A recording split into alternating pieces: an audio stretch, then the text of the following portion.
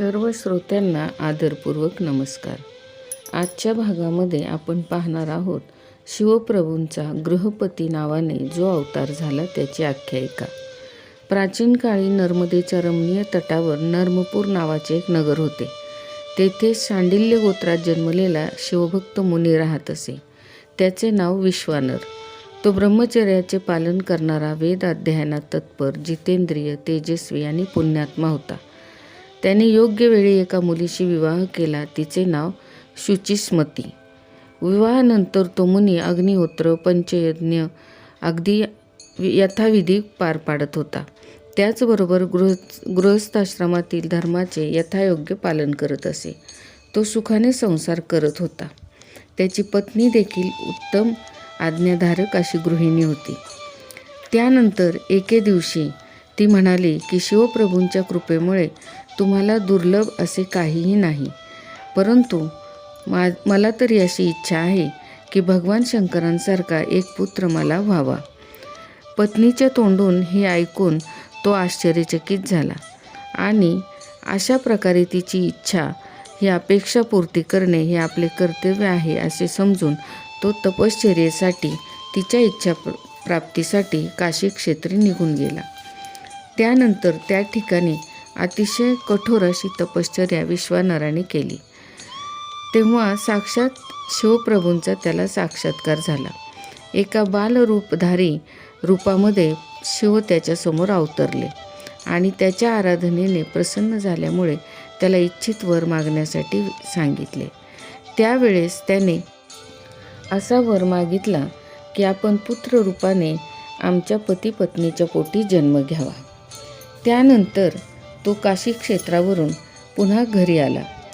दोघांचेही दिवस आनंदाने व्यतीत होते.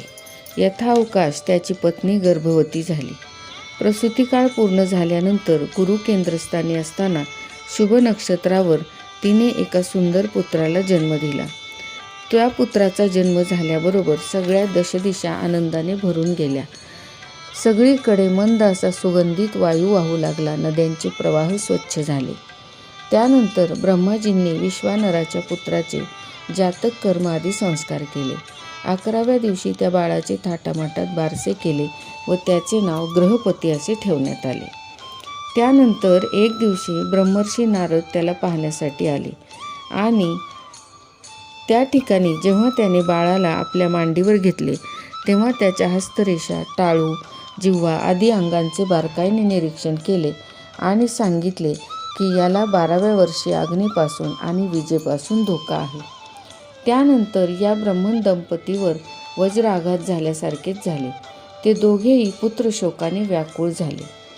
परंतु तो मुलगा स्वतः आपल्या मातापित्यांच्या जवळ आला, त्यांचे डोळे पुसले आणि म्हणाला की तुम्ही असे दुःख व्याकुळ होऊ नका. तुम्हाला कसली भीती वाटत आहे? तुम्ही शिवभक्त आहात, महान तपस्वी आहात. तुमच्या चरणांची धूळ मी शरीराला लावली तर मला काळ देखील काही करू शकणार नाही. तेथे अग्नी आणि विजेची काय कथा. त्यानंतर मातापित्यांनी मुलाच्या काळजीने त्यांना भगवान शिवास शरण जाण्यास सांगितले. हा छोटासा मुलगा मातापित्याला नमस्कार करून त्यांना प्रदक्षिणा घालून तपश्चर्या करण्यासाठी काशी क्षेत्री आला. काशी क्षेत्रामधील शिवलिंग पाहिल्यानंतर त्याला मनोमन खूप आनंद झाला आणि मनातल्या मनात त्याने विचार केला की नारदांनी जर माझे भाकीत वर्तवले नसते तर कदाचित मला या सुंदर शिवलिंगाचे दर्शन झाले नसते. आणि म्हणून त्याने काशीमध्ये शुभ दिवशी एक शिवलिंग तपश्चर्येच्या आधी स्थापन केले. त्या शिवलिंगाचे नाव अग्नीश्वर महादेव. आज देखील अग्नीश्वर महादेवाची उत्तम गुण असलेल्या पुत्रप्राप्तीसाठी पूजा केली जाते. त्यानंतर नारदांचा शब्द सत्य करण्यासाठी वज्रधारी इंद्र स्वतः गृहपतीपाशी आला आणि त्यास असे सांगितले की तुला जो अपेक्षित आहे तू माझ्याकडून मागून घे. परंतु गृहपतीने त्यांना अतिशय नम्रतेने सांगितले की मला आपल्याकडून कुठलेही वरदान नको, कारण मी एक शिवभक्त आहे. हे बोलणे ऐकून इंद्राला राग आला आणि तो आपल्या वज्राने त्याला धाक दाखवू लागला. विजेच्या ज्वालांनी व्याप्त अशा वज्राला पाहून गृहपती त्याच ठिकाणी भयव्याकुळ होऊन मूर्छित पडला. त्याच क्षणी त्या ठिकाणी गौरीपती शंकर प्रकट झाले आणि त्यांनी त्याला अतिशय प्रेमाने संजीवन हस्ताने स्पर्श करून उठवले आणि त्यास सांगितले की बाळा, तू इंद्राला घाबरलास की काय? कारण जो कोणी माझा भक्त आहे तर त्याला प्रत्यक्ष यम देखील काही करू शकत नाही. आणि म्हणून त्यास असा वर दिला की तू आग्नेय दिशेचा स्वामी होशील आणि त्याचबरोबर सर्व प्रकारच्या तेजांची वृद्धी करशील. जे कोणी तू स्थापन केलेल्या या अग्नीश्वर लिंगाची सेवा आराधना करतील त्यांना अग्नी व विजेपासून कसलीही भीती राहणार नाही. अशा प्रकारे मोठ्या आनंदाने त्यास आशीर्वाद देऊन त्यानंतर ते अंतर्धान पावले. असा हा शिवप्रभूंचा तिसरा अवतार, गृहपती अवतार.